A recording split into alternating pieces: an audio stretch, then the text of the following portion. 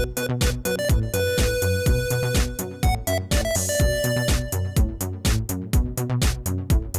know, I think a lot of people out there struggle with which phone to get. If you're not going to get an Apple phone, right? If you're not going to get an iPhone, which of the Android phones are you actually going to get? So today, Andy and I are going to go head-to-head versus Sony Xperia X series against the Motorola Moto G4 Plus. That's a mouthful. Right away, I've got a better name.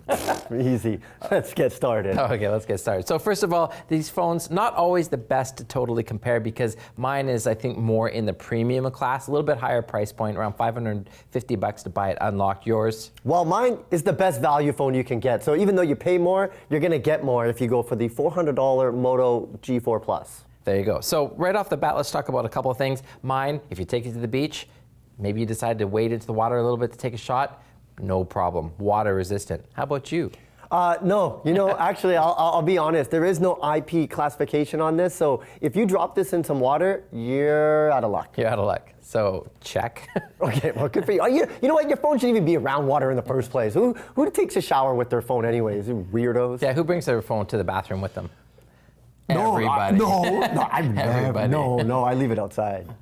Okay, I'll tell you what I like about Motorola, okay? First of all, you know, this is a $400 unlocked phone. You're gonna get a lot of value. It's got that clear, look at this, look how vanilla this Android looks. You'd almost think it was a Nexus. It's so purely vanilla Android. And a lot of Android users, that's what they want. Not all this bloatware mumbo jumbo that you got with your Sony, because they put this whole layer of like ugliness on top of a nice, beautiful Android skin. Well, a little bit on the harsh side, but I do agree that the true Android experience is a premium experience, and a lot of the manufacturers, and Sony included, do put their own sort of like flavor into that, but they're trying to enhance your experience. And if you do think about wanting to not be totally geeky into what your phone does, this is something you might want to look at. Let's talk about the cameras built into the phone. First of all, 23 megapixel on the back. Some of the things that Sony did with their camera, with their phone, I thought was really impressive.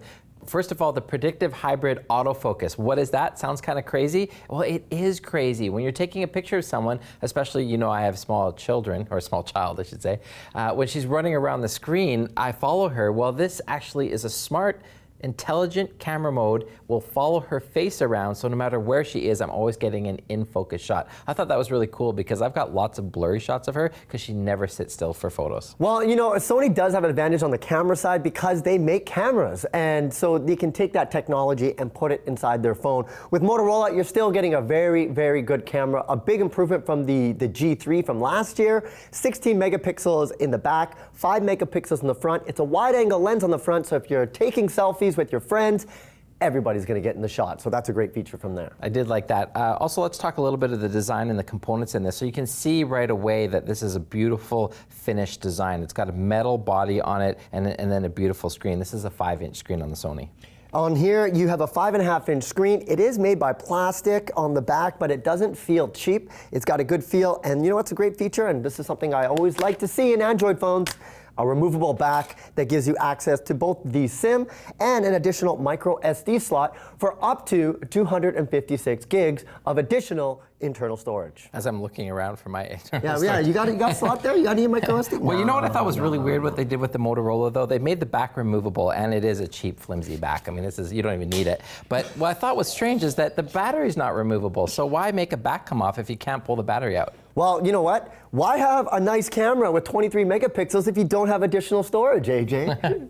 The cloud, Andy, the cloud. Cloud schmoud. There you go. Another great feature about this one, you know, this is a budget-friendly phone, but it does have a fingerprint scanner on the bottom. So if you do want to lock your phone, or say you have a BYOD where you're bringing your device to work, and the IT department expects you to have your phone locked, now you can unlock it with the touch of your finger. One more thing that I can do that Andy will never be able to do is that if you have a Sony PS4 and you are into the gaming, second monitor, right? So while you're waiting your turn for something else to happen on the PS4, someone you could just jump onto this bad boy and actually see all the gaming right on it. And again, because it is from Sony, this has been designed as an entertainment experience. So I've got the dual stereo mode with speakers on both sides of the screen. Well, you know, of course, like why play your Sony PS4 on a big screen when you could put it on a 5-inch screen? Like, come on now, who really wants to do that? What a dumb feature. One thing that you'll see between both of these phones, and this is a decision that both of them made, both Motorola and Sony, is they decided to go with the micro USB